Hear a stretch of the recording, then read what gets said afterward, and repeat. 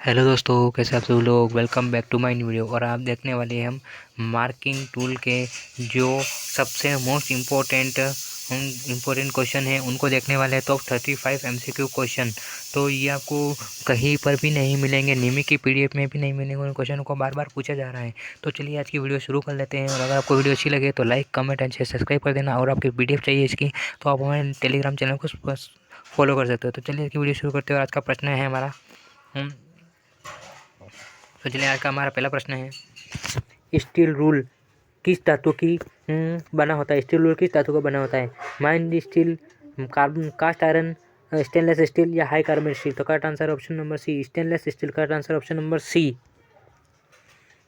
दूसरा प्रश्न, सेंटर पंच का कोण कितना डिग्री का होता है। 30 डिग्री का होता है, 60 डिग्री का होता है, 90 डिग्री का या 100 डिग्री का। तो करेक्ट आंसर है ऑप्शन नंबर सी, 90 डिग्री होता है। Correct answer option number C. तीसरा प्रश्न, वर्नियर कैलिपर में जीरो एरर की जांच कैसे की जाती है। स्क्रू गेज से की जाती है, दोनों जबड़ों को मिलाकर की जाती है, सरफेस प्लेट से की जाती है या ट्राई स्क्वायर से की जाती है। तो correct answer option number B, दोनों जबड़ों को मिलाकर की जाती है। चौथा प्रश्न, वायर गेज का उपयोग क्या मापने के लिए किया जाता है। तार का व्यास मापने के लिए किया जाता है, ताकि की पिच मापने के लिए, छेद की गहराई मापने के लिए, कोण मापने के लिए। तो करेक्ट आंसर ऑप्शन नंबर ए, तार का व्यास मापने के लिए किया जाता है। पांचवा प्रश्न, कैलिपर किस धातु के बने होते हैं। माइल्ड स्टील के, कास्ट आयरन के, हाई कार्बन स्टील के या ब्रास के। तो करेक्ट आंसर ऑप्शन नंबर 5 का सी, हाई कार्बन स्टील का। Correct answer option number C. छठा प्रश्न, एक मीट्रिक स्टील रूल का अल्पतमांक लिस्ट काउंट क्या होता है। 1 mm, 0.5 mm, 0.2 mm या 0.1 mm। Correct answer option number B, 0.5 mm। Correct answer option number B. सातवां प्रश्न, वर्नियर कैलिपर का अल्पतमांक क्या होता है लिस्ट काउंट मैट्रिक में। 0.01 mm, 0.02 mm, 0.5 mm या 0.01 mm। तो करेक्ट आंसर ऑप्शन नंबर ए, 0.01 mm। Correct answer option number ए। आठवां प्रश्न, आउटसाइड माइक्रोमीटर की किस सिद्धांत पर कार्य करता है। वर्नियर पर, नट और बोल्ट के सिद्धांत में, नट और स्क्रू पर या रेक और पिनियन के। तो आठवां प्रश्न का आंसर है ऑप्शन नंबर सी, नट और बोल्ट के। करेक्ट आंसर ऑप्शन नंबर, नट और बोल्ट के सिद्धांत पर कार्य करता है। 10वां प्रश्न, मीट्रिक माइक्रोमीटर का लिस्ट काउंट क्या होता है। 0.01 mm, 0.01 mm, 0.001 mm या 0.2 mm। तो 90 का आंसर हो जाएगा ऑप्शन नंबर बी, 0.01 mm। का आंसर ऑप्शन नंबर बी। 10वां प्रश्न, ट्राई स्क्वायर का उपयोग क्या जांचने के लिए किया जाता है। समतलता जांचने के लिए, समकोण जांचने के लिए, कोण जांचने के लिए, गहराई जांचने के लिए। तो 10वें का आ जाएगा ऑप्शन नंबर बी, समकोण जांचने के लिए। का आंसर ऑप्शन नंबर बी। 11वां प्रश्न, वर्नियर बेवल प्रोटेक्टर का अल्पतमांक लिस्ट काउंट कितना होता है। 1 डिग्री, 5 मिनट, 10 मिनट या 2 मिनट। तो 5 मिनट। का आंसर ऑप्शन नंबर बी। 12वां प्रश्न, फिलर गेज का उपयोग क्या मापने के लिए किया जाता है। स्क्रू पिच, छिद्र का व्यास, गैप या क्लियरेंस या त्रिज्या। तो 12वें का answer option number C, gap या क्लियरेंस फिलर गेज को। Correct answer option number C. 13वां प्रश्न, स्क्रू पिच गेज का उपयोग क्या जांचने के लिए किया जाता है। थ्रेड की पिच, थ्रेड की गहराई, थ्रेड का कोण या थ्रेड का व्यास। तो करेक्ट आंसर ऑप्शन नंबर 13 का ए, थ्रेड की pitch. Correct answer option number ए। अगर आपको वीडियो अच्छी लगी हो तो आप like, comment and share, subscribe कर सकते हो। और अगर आप किसी पीडीएफ चाहिए तो हमारे टेलीग्राम चैनल को सब्सक्राइब कर दे। तो चलिए हमारा 14वां प्रश्न है, माइक्रोमीटर में रेचेट स्टॉप का क्या उद्देश्य है। लॉकिंग करना, माप को सटीक लाना, एक समान दबाव सुनिश्चित करना या जीरो सेटिंग करना। तो करेक्ट आंसर ऑप्शन नंबर 14 का एक समान दाव सुनिश्चित करना। Correct answer option number C. 15वां प्रश्न, वर्नियर कैलिपर का उपयोग किसके लिए किया जाता है। बाहरी व्यास मापने के लिए, आंतरिक व्यास मापने के लिए, गहराई मापने के लिए, उपयुक्त सभी। Correct answer option number D, उपयुक्त सभी। 16वां प्रश्न, इनसाइड कैलिपर का उपयोग क्या जांचने के लिए किया जाता है। बाहरी व्यास मापने के लिए, आंतरिक व्यास मापने के लिए, गहराई जांचने के लिए, थ्रेड। तो correct answer option number B, आंतरिक व्यास मापने के लिए। 17वां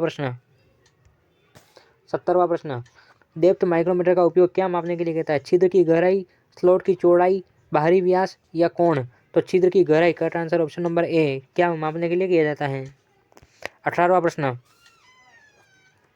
रेडियस गेज का उपयोग क्या जांचने के लिए किया जाता है। गैप जांचने के लिए, कोण जांचने के लिए, कोनों की त्रिज्या, रेडियस जांचने के लिए या थ्रेड की गहराई। तो 18वां प्रश्न है ऑप्शन नंबर सी, कोनों की त्रिज्या, रेडियस जांचने के लिए। 19वां प्रश्न, 19वां प्रश्न है 19वां प्रश्न है वर्नियर हाइट गेज का उपयोग आधार क्या है। वर्नियर हाइट गेज का आधार वर्नियर कैलिपर है, सरफेस प्लेट है, बेंच वाइज है या ट्राई स्क्वायर है। तो वर्नियर सरफेस प्लेट उसका आधार है। Correct answer option number B. 21वां प्रश्न 22वां स्लिप गेज को किस विधि से जोड़ा जाता है। वेल्डिंग से जोड़ा जाता है, बेसिंग से जोड़ा जाता है, रिंगिंग से या सोल्डरिंग से। तो 22वें का answer option number C, ringing से जोड़ा जाता है। Correct answer option number C. 23वां प्रश्न साइन बार का उपयोग क्या मापने के लिए कहता है। व्यास मापने के लिए, कोण मापने के लिए, गहराई मापने के लिए, समतलता मापने के लिए। 23वें का कोण व्यास मापने के लिए। Correct answer option number A.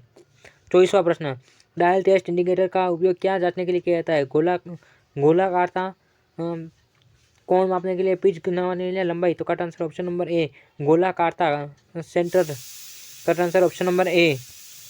25वां प्रश्न मार्किंग के लिए 24वां प्रश्न मार्किंग के लिए उपयुक्त प्रिक पंच का उपयोग कोण कितना होता है। 30 डिग्री, 60 डिग्री, 90 डिग्री या 45 डिग्री। तो 24वां प्रश्न का आंसर है ऑप्शन नंबर बी, 60 डिग्री होता है। Option number B. 25वां प्रश्न डॉट पंच का कोण कितना होता है। 30 डिग्री, 60 डिग्री, 90 डिग्री या 120 डिग्री। तो करेक्ट आंसर है ऑप्शन नंबर बी, 60 डिग्री होता है। नहीं, ऑप्शन नंबर ए 30 डिग्री होता है डॉट पंच का। 26वां प्रश्न वर्नियर हाइट गेज का ऑफसेट स्क्राइबर का उपयोग क्यों किया जाता है। अधिक गहराई मापने के लिए, जी मार्किंग के लिए, जीरो सेटिंग के लिए, कोण मापने के लिए या मार्किंग के लिए। तो करेक्ट आंसर ऑप्शन नंबर 26 का बी, जीरो सेटिंग के लिए। करेक्ट आंसर ऑप्शन नंबर ए। नेक्स्ट है 27वां प्रश्न पर्शियन ब्लू पर प्रिजियन मापन के लिए किस औजार का उपयोग होता है। स्टील रूल का उपयोग, माइक्रोमीटर का, कैलिपर, स्क्राइबर। तो मापन के लिए किया जाता है स्टील रूल का उपयोग। Correct answer option number A. 29वां प्रश्न वर्नियर कैलिपर के मुख्य भाग कौन सा होता है। बीम की स्लॉटेड जबड़ा, वर्नियर स्केल, डेप्थ बार या उपयोग सभी। करेक्ट आंसर ऑप्शन नंबर 27 का उपयोग सभी। Correct answer option number D. 28वां प्रश्न आउटसाइड कैलिपर का उपयोग क्या मापने के लिए किया जाता है। बाहरी व्यास मापने के लिए, आंतरिक व्यास मापने के लिए, गहराई मापने, कोणीय मापने के लिए। करेक्ट आंसर ऑप्शन नंबर बाहरी व्यास मापने के लिए किया जाता है। 30वां प्रश्न माइक्रोमीटर में लॉकिंग नट का उपयोग क्या करने के लिए किया जाता है।